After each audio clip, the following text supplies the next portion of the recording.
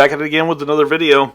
This time it's 8 most disturbing things discovered in the forest. Sometimes you go out there and you find some freaky stuff. It's brought to you by Chilling Scares. Check out Chilling Scares and let's get on with this video.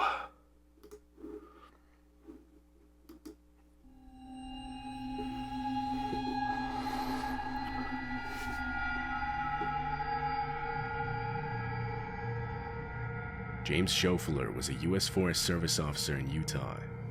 In April of 2012, he was conducting a routine patrol of a popular scenic hiking trail deep in the forest. He was about halfway through his walk when he noticed a tripwire strung between 2 trees at the entrance of a small deadwood shelter along the trail. He followed the wire and was led to a ball made of rocks and sharpened sticks hanging in the air, which was set to fall when the tripwire was hit. After further inspection, another trap was found at a second entrance to the small shelter. This one was a bed of sharpened sticks placed facing upward in the ground. Again, a tripwire was set in front of it, which this time was pulled tight and would have forced a person to fall directly into the sticks. Police were called and informed of the dangerous and potentially deadly traps. Soon they would begin conducting interviews of hikers. That's weird. Who the hell has the time and what are they trying to achieve? In the area within the last few days. And surprisingly, this would lead them to 2 teenagers. They would confess to setting them up, however they argued the traps were set for animals.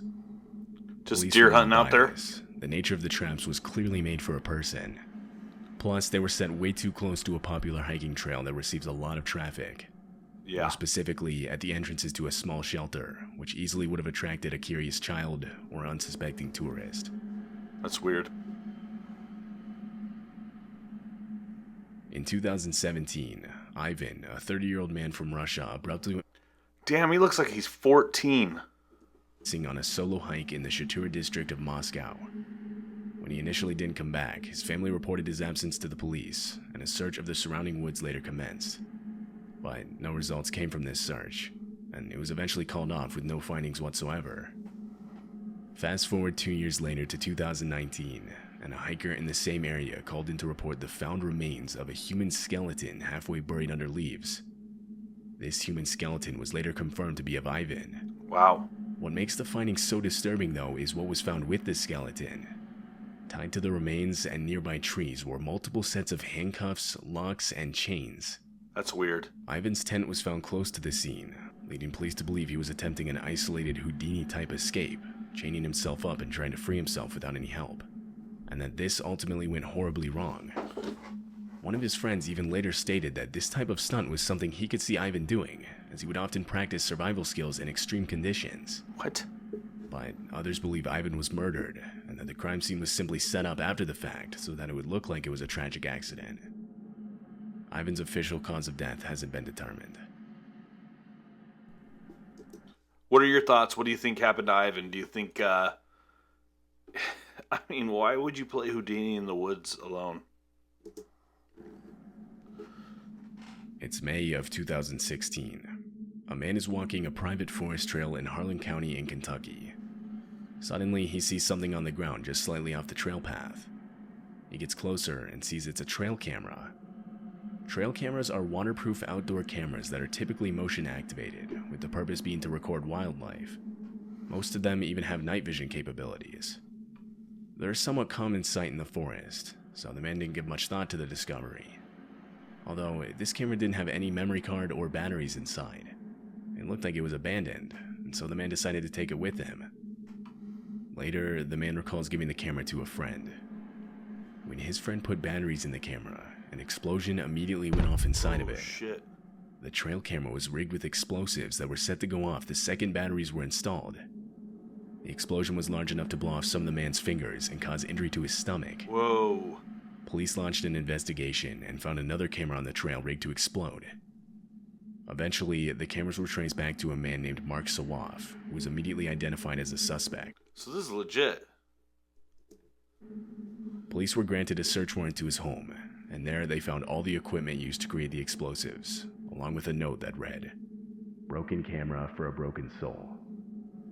Mark was taken into custody. Meanwhile, more reports of exploding cameras around the area were coming in. In response, police would take Mark back out into the forest and have him detail the locations of the remaining live explosive devices. But while in the forest with police, Mark would lunge at one of the officer's pistols in a last-ditch effort to get away. The physical altercation would result in Mark being fatally shot. Mark never revealed where his remaining trail cameras were before his death, although What a dick. police believe there are numerous others within a 5-mile radius of those Kentucky woods, all of which just waiting to be discovered by some unfortunate person. Damn. In July of 1968, a group of women were at a picnic table near their lake house at Lake Michigan.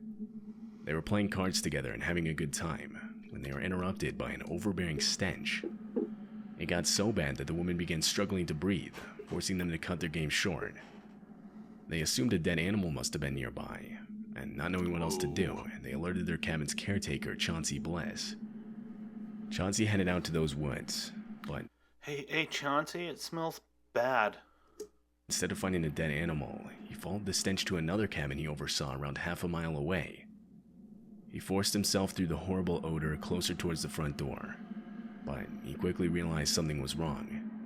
He noticed holes in the glass of the windows.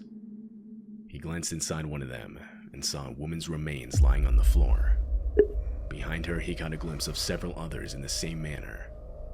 Horrified, Chauncey ran away and called the police. Police arrived at the scene, and a total of 6 bodies were discovered. It was every member of the Robeson family. Oh, wow. No one had seen them in weeks, but the family had told others they were planning on a trip out of town, therefore no one questioned it. Police concluded that they had been killed at least a month earlier. Investigations into who could have done this didn't turn up much. There wasn't much evidence at the scene, and the family didn't have any known enemies. The most prominent suspect was an employee of Mr. Robeson, but this man would never be tried in court. Over 50 years later, it's still unknown who's responsible for the Robeson family murders. No good. Matt Bell and a coworker were doing excavation work in the woods of Danville, Arkansas, when they came across a 32-pound old round ball in the ground. Matt thought it was an old cannonball from the Civil War. That's what I thought. And decided to take it home with him. The thing was dirty, and so he pressure washed the ball to try and clean it up a bit. While he was drying it on his counter, he snapped some pictures of it. The next day, he went to a Civil War museum to verify the object's authenticity.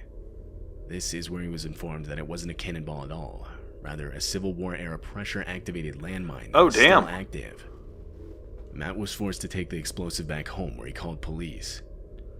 20 I would homes have in left the it nearby there. area were evacuated, and a bomb squad was called in. The explosive was carefully taken to a landfill where it was safely set off. Matt recalls his coworker throwing the mine to him out of a ditch when they first found it. That, along with multiple Here you go, bud. rides and being pressure washed, Matt is extremely lucky the landmine Yeah. didn't explode on him.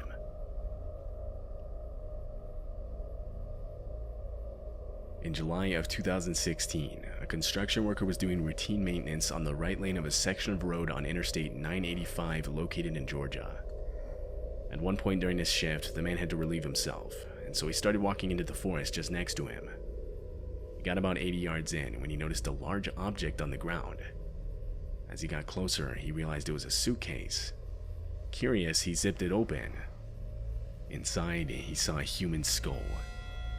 Immediately, the man ran back to the highway and told his Wow. supervisor, who then told the police. When they arrived, the man showed them to the suitcase. A full set of bones were discovered along with the skull. Later analysis would reveal them to be of a woman, most likely in her 20s or 30s at the time of death.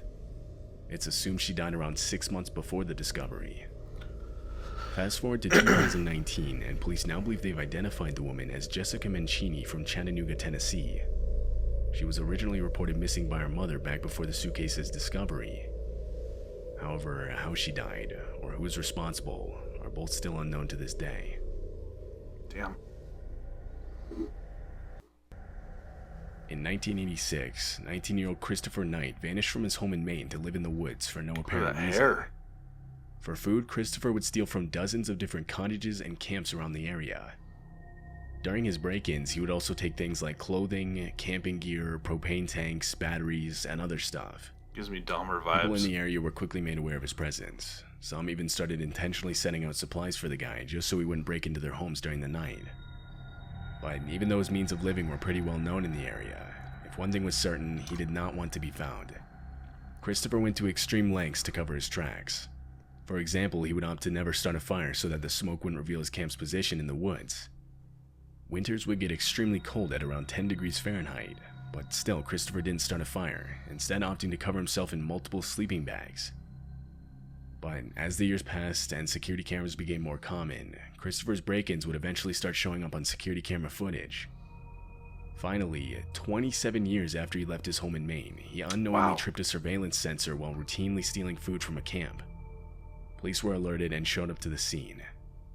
Christopher was still there, and the first human contact he had in years would be him being arrested. Police had finally found and caught the man responsible for thousands of burglaries in the area. Eventually, Christopher would show police his camp. It was filled with decades worth of stolen goods. Christopher was Like ultimately trash? given 7 months in jail and 3 years probation.